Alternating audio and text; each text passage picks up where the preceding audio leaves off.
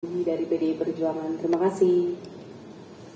Baik, jadi teman-teman semuanya, Rakernas ini diadakan dalam suatu momentum di mana semangat reformasi bergelora menghadapi berbagai bentuk sisi-sisi gelap kekuasaan, dan itu terekam kuat di dalam memori publik, terekam kuat dari apa yang disuarakan oleh para tokoh-tokoh civil society, para guru besar, para ahli hukum, dan para seniman, bahkan budayawan, yang juga menyimpulkan bahwa pemilu 2024 merupakan pemilu yang paling brutal dalam sejarah demokrasi Indonesia, yang diwarnai dengan berbagai bentuk kecurangan yang diawali dengan suatu konstruksi rekayasa hukum di MK.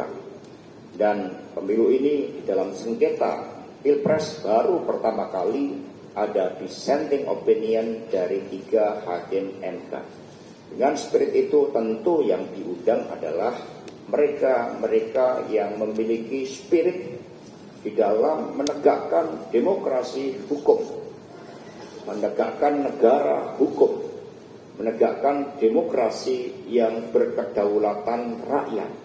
Sehingga PDI Perjuangan ini pijakannya pada sejarah sangat kuat, karena Ibu Mega dan PDI Perjuangan adalah partai yang tidak hanya menjadi victim atas pemerintahan yang sangat otoriter saat itu, tetapi juga memiliki legacy di dalam memperjuangkan demokrasi yang berkedaulatan rakyat.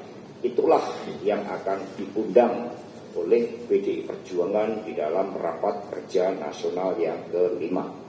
Kemudian yang kedua, sikap politik terhadap pemerintahan yang akan datang.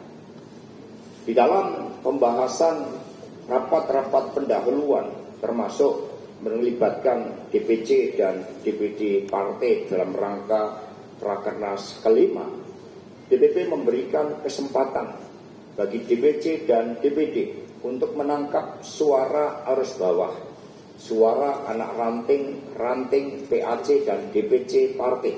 Merekalah yang nanti di dalam rapat kerja nasional ini memiliki kedaulatan penuh untuk menyampaikan aspirasinya. Sehingga sikap politik tentu saja juga akan melihat bagaimana problematika yang dihadapi oleh rakyat, bangsa, dan negara. Rakernas belum dijalankan, sehingga sikap politiknya tentu saja sebagai proses demokrasi harus menunggu pada saat Rakernas itu berjalan. Kemudian yang ketiga terkait dengan pilkada serentak. Saat ini skala prioritas dari DPP PDI Perjuangan adalah memberikan kesempatan bagi seluruh kepala-kepala daerah yang incumbent, itu jumlahnya sangat banyak.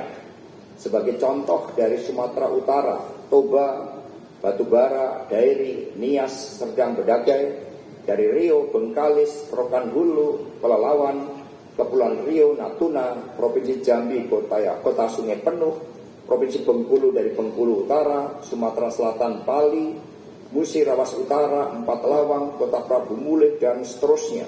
Ada lebih dari 137 daerah yang saat ini menjadi skala prioritas bagi PDI Perjuangan untuk dikeluarkan rekomendasi terlebih dahulu, karena mereka berasal dari internal partai dan mampu membangun suatu progres, suatu kemajuan di dalam konsolidasi partai. Tahap selanjutnya setelah Rakernas, daerah-daerah yang memiliki political heavy seperti Jakarta, Jawa Tengah, Sumatera Utara, Sulawesi Utara karena posisi geografisnya, kemudian beberapa wilayah seperti Jawa Timur, dan beberapa daerah-daerah strategis lainnya akan dibahas.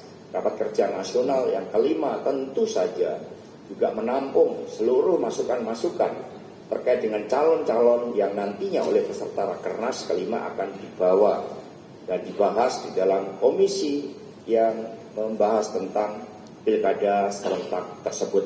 Strategi kerjasama dengan partai politik lain juga akan dibahas sebagai upaya untuk mengedepankan spirit gotong royong partai. Terima kasih. Silakan.